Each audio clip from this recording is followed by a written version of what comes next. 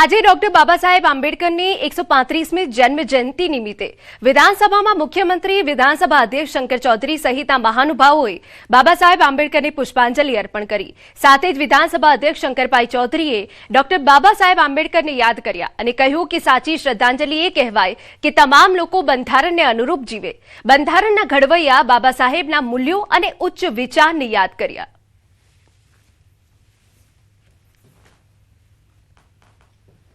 આજે બાબા સાહેબ ने श्रद्धांजलि आपी। साची श्रद्धांजलि तो ये कहवाय के दरेक नागरिक संविधाने जे प्रमाणे कह्युं छे ते प्रमाणे हक अने फरज बंनेनुं पालन करीने तमाम नियमोने पोतानुं कर्तव्य समजीने देश माटे जीववानो संकल्प करे।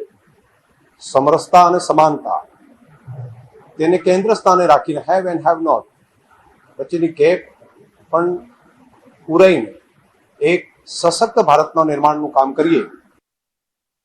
महत्वना समाचार अमदावादना नारोल पोलीस स्टेशन विस्तारमां असामाजिक तत्वो बेफाम बन्या।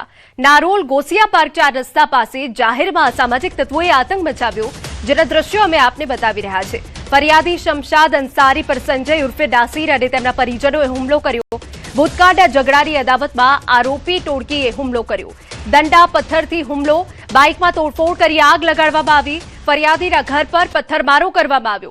नारोल पोलीसे संजय उर्फे नासिर उर्फे अंधो, जीबोडो भाई बाबू मोरलो, संजयनी पत्नी सोनू अने बड़ा बाबू विरुद्ध फरियाद दाखल करी छे। समग्र घटनानो विडियो सोशल मीडिया पर वायरल थयो छे। બે અલગ અલગ તસવીરો અમે આપને બતાવી રહ્યા છે। જૂની ઝઘડાની અદાવતમાં ફરી એક વખત આ હુમલો કરવામાં આવ્યો, પથ્થરમારો થયો, દંડાથી હુમલો કરવામાં આવ્યો, બાઇકમાં આગ લગાડવામાં આવી અને બીજી તસવીર અમે આપને બતાવી રહ્યા છે કે જ્યાં અરાજકતા ફેલાઈ ગઈ હતી। પરંતુ આ બે ચિત્રો પરથી સ્પષ્ટ થાય છે કે નારોલમાં કઈ રીતે અસામાજિક તત્વોનો ત્રાસ વધી ગયો છે। આજે ઘટના બની છે ગોસિયા પાર્ક 4 રસ્તા પાસે બની છે, જ્યાં જાહેરમાં આ રીતે બબાલ કરવામાં આવી, મારામારી કરવામાં આવી, હુમલો કરાયો। અમદાવાદના વેજલપુર શ્રીનંદ સિટીમાં દારૂની મહેફિલ ઝડપાઈ। જન્મદિવસ નિમિત્તે યોજાઈ હતી દારૂની મહેફિલ। પોલીસે દરોડા પાડી યુવતીઓ સહિત 10ની ધરપકડ કરી લીધી। દારૂ પીને ધમાલ કરતા હોવાથી પોલીસે જાણ થઈ હતી। પોલીસે દારૂ, બિયરની બોટલ અને 5 મોબાઈલ સહિત 1 લાખનો મુદ્દામાલ કબજે કર્યો। વેજલપુર પોલીસે ગુનો દાખલ કરી તપાસ હાથ ધરી।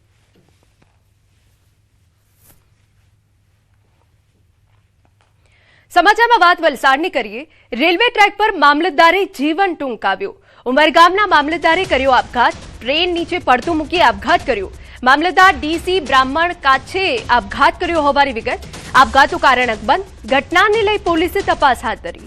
ઉમરગામમાં મોડી રાત્રે મામલતદારે ટ્રેન નીચે પડતું મૂકી અને આપઘાત કર્યો હોવાની ઘટના સામે આવી।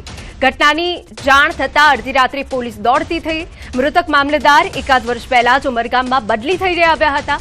હાલ ચૂંટણીનો માહોલ ચાલી રહ્યો છે, જેમ ઉચ્ચ અધિકારીઓની ચૂંટણીની વિશેષ જવાબદારી આપવામાં આવતી હોય છે, ત્યારે ચૂંટણીના માહોલમાં જ મામલતદાર જેવા ઉચ્ચ અધિકારીએ આપઘાત કરી લીધો હોવાની ઘટનાના કારણે ચકચાર મચી છે। જો કે તેઓએ આ અંતિમ પગલું કેમ ભર્યું તેનું કારણ સામે નથી આવ્યું, ત્યારે પોલીસના ઉચ્ચ અધિકારીઓએ પણ રેલવે સ્ટેશન પર પહોંચી આ મામલે વધુ તપાસ હાથ ધરી છે। વડોદરાની એમએસ યુનિવર્સિટી ફરી એકવાર વિવાદમાં આવી છે।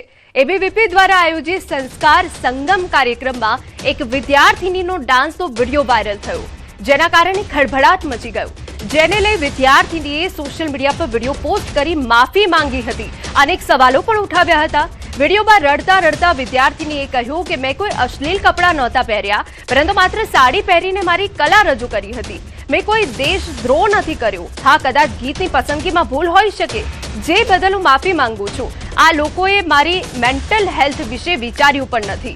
વડોદરામાં અને દેશમાં બીજા ઘણા મુદ્દાઓ છે, તેને છોડીને મને નિશાન બનાવવામાં આવી। ન તો હું એબીવીપી વાળાને જાણું છું કે ન એનએસયુઆઈ વાળાને। મારે કોઈ રાજકીય સંગઠન સાથે કોઈ સંબંધ નથી। શું સામાન્ય ડાન્સે આટલો મોટો મુદ્દો બનાવી કોઈ યુવતીને આ રીતે ટ્રોલ કરવી યોગ્ય છે, તેવો સવાલ ઉઠાવ્યો।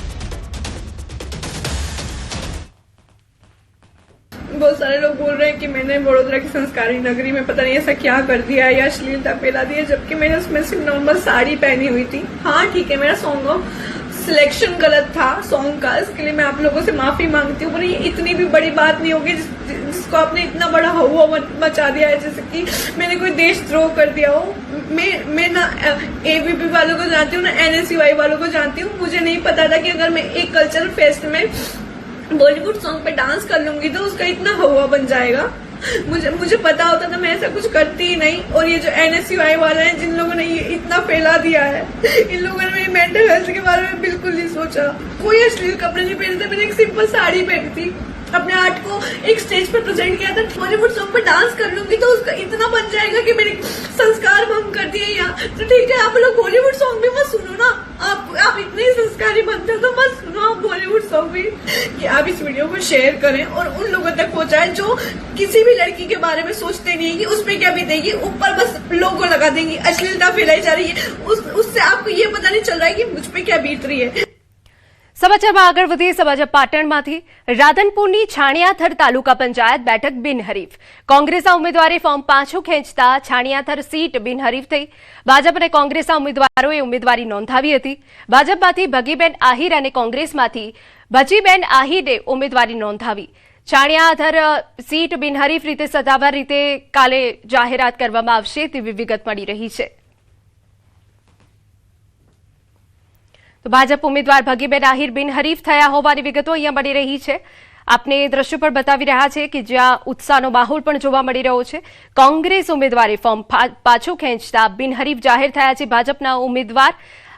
સત્તાવાર રીતે આવતીકાલે જાહેરાત થશે તેવી વિગતો મળી રહી છે। આપને જણાવી દઈએ કે કોંગ્રેસમાંથી ભજીબેન આહિરે ઉમેદવારી નોંધાવી હતી, ફોર્મ પાછું ખેંચતા ભાજપ ઉમેદવાર બિનહરીફ।